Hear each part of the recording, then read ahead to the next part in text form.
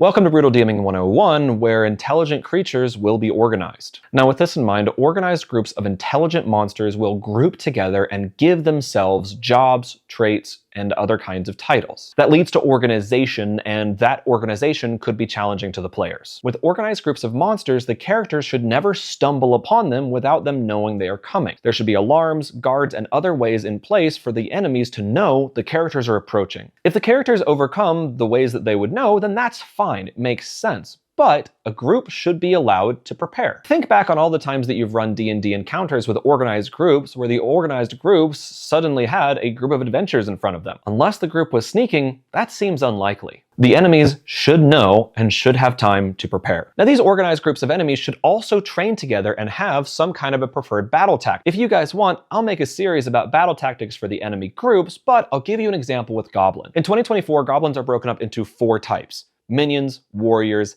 hexers, and bosses. So let's go through what those jobs might do in a combat scenario. The Goblin boss is going to spend all of its time giving instructions and directing the flow of combat, and only have to get into combat if required. The Goblin Hexer is going to try and assist anybody who's in combat, keeping their distance as much as they possibly can, using things like Fairy Fire to target the characters better and using spell attacks as often as possible. Warriors are going to try and keep their distance from the characters so that they don't get attacked upright. And if they do have to go into melee combat, they're going to try and flank as often as possible. And finally, minions are going to run away from combat. They're basically non-combatants. They have low AC and low HP, and they know that. They're there to work, and they want to keep their jobs, and they want to stay alive. So all in all, organized enemies should have a plan of attack and should be prepared for a player invasion. Organized monsters.